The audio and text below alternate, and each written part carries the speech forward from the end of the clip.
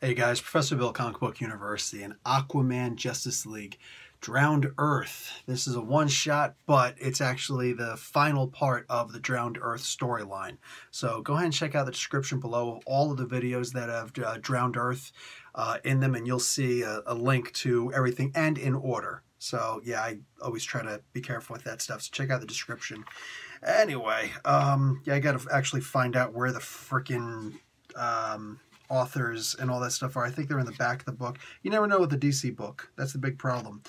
Anyway, a whole lot of really good stuff in here. Oh, yep, it is the last page. Drowned Earth finale. Scott Snyder is the writer. Francis Manapul, Howard Porter, and Scott Godlewski. Hope I didn't destroy that name. On art, Hi-Fi, and Manapul on colors. Tom Napolitano on letters. All right, and Manapul did the cover. Hey, Dale Keown. I can never get his name right. Go and check out one of his creations, though. Pitt, 10 Things About Pitt, explained in a minute on Comic Book University. I actually just put that up yesterday. So, no, earlier today. I just put that up earlier today. There you go. I'll link it. How about that? I'll link it at the end of this video. And then Jason Keith did a variant cover. Anyway, so friggin' awesome, dude. Anyway, bang, man. We get a further part of the story of Arion and Asteria. We get the dawn of the civilization of Atlantis proper. We get, dude, I could just go on about all the stuff that happens in this comic book, but this is seriously like a thick comic book, man. There is so much that happens in here. But now, right away, what have I always said? All right, I've said that lately with DC, they rush things, all right? And with Scott Snyder, I just feel like he's been putting way too much stuff in. Now, I understand why he's doing it because of the conversation, the interview that he had with Sal over on Comic Pop, all right?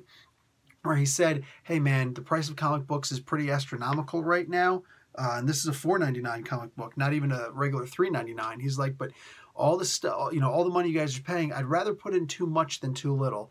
Yeah, I'd rather you find that nice, proper, happy balance so that my story isn't just, oh, and all this stuff happened. How? I don't know. It's just all kind of thrown at us. You know what I'm saying? That's not what I want. I want the story to, I want a good story. One of the most important aspects of good storytelling is pacing. All right. And I know I feel like an idiot trying to tell Scott Snyder that, right? The guy will write circles around me. Problem is he stuffed too much in it. I'd probably find a way to escape. But the point is, he really wrote an amazing story here, man. He really did slow down a lot. He made the book bigger. And maybe that's what he needs.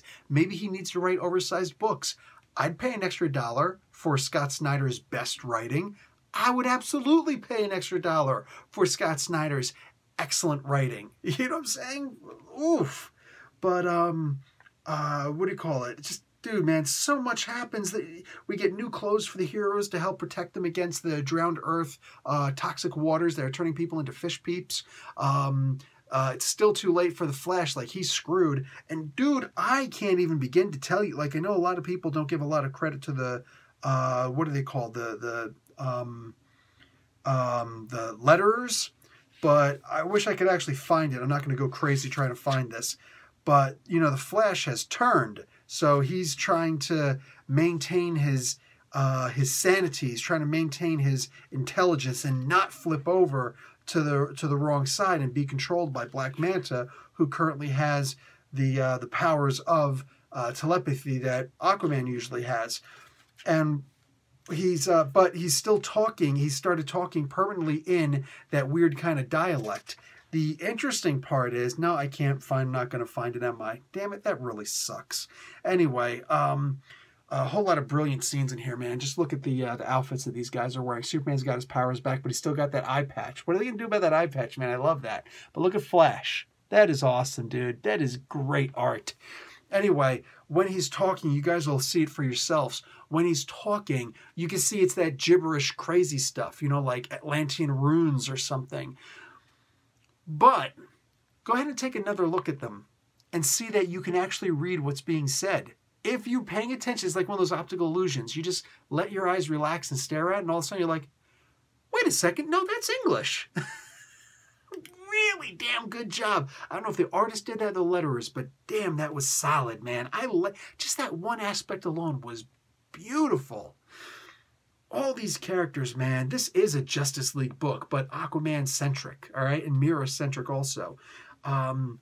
We do get the perfect setup for issue number 43 of Aquaman, where Kelly Sue DeConnick is going to take over. The art in that looks beautiful. I'm very confident that Miss DeConnick is going to do an amazing job, and I can't wait to start reading that book. Again, Dan Abnett has done just an amazing job, and Miss DeConnick has her work set out for her, man. She's got it cut out for her like, oh crap, this is what I've got to contend with. Yeah, you do, because that last run was amazing.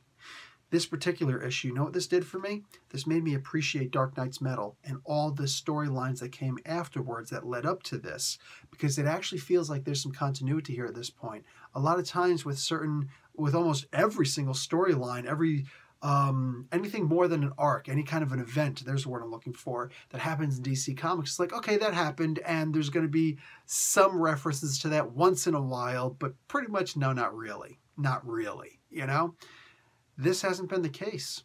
Lately with this, Metal has been referenced many times. No Justice has been mentioned many times. Certain events like the Witching Hour are already being mentioned, you know? That doesn't get mentioned in this book, but didn't need to. It didn't come up. But it would if it did. The events right now from Metal on seem to actually, here we go, here's something special for DC, matter. They seem to matter. And that's the only thing that we're, for the most part, if you were to ask and let people, if you ask them on the spot, who knows what they're going to say. But if you ask comic book fans, what is the most important thing to your comic book? Oh, they'll tell you a whole bunch of different things. But if all of them sit down in a room, all of us sit down in a room and actually have a conversation, I think that the main thing that we're looking for is for the comic book to matter. Because we all want that, you know, it's one thing to read a regular old issue here and there, you know, but those issues that stick with you, like the Marvel Civil War, like the Secret Wars, you know what I'm saying? There's certain story, you know, maybe you didn't say like Hickman's run on fill in the blank, because anything that guy writes, right? But certain storylines, certain events, certain parts of comic books, it's just like, dude, you know what's cool? Like, that's that bonding moment. Hey, did you read this issue? Oh, yeah, that issue was actually pretty good, blah, blah, blah, blah, blah. But the story arcs, those are usually the go-to. Those events, those are the go-tos. Those are the ones that stick with you. Those are the ones that make you feel like the comic books that you're reading actually matter. They're talking points, but they're talking points that you can actually put some love into.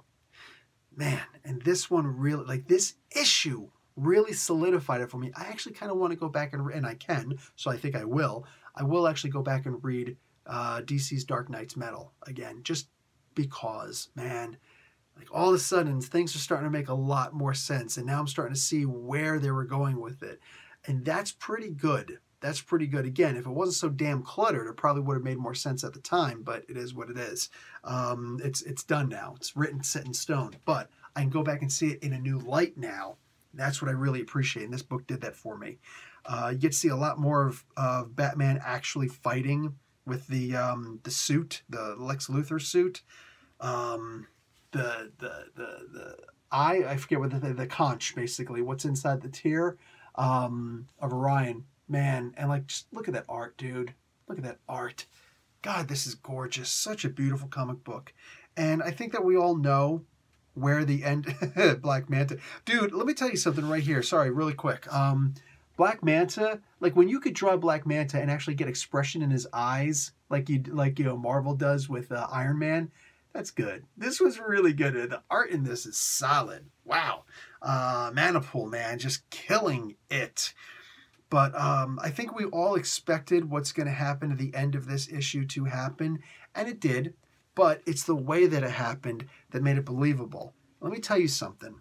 The way that it happened, okay, I actually started, not crying, but I did start to get like very misty-eyed, all right? And I'm like reading this out in the living room. My kids are playing. My wife is over there. And I'm just reading this comic book. I'm like, wow. And literally in my head, I'm like, fight back them tears. fight back them tears, don't show weakness, because, you know, we're men, we can't show weakness, whatever. No, man, like, I actually genuinely did start to tear up a little bit. Wow.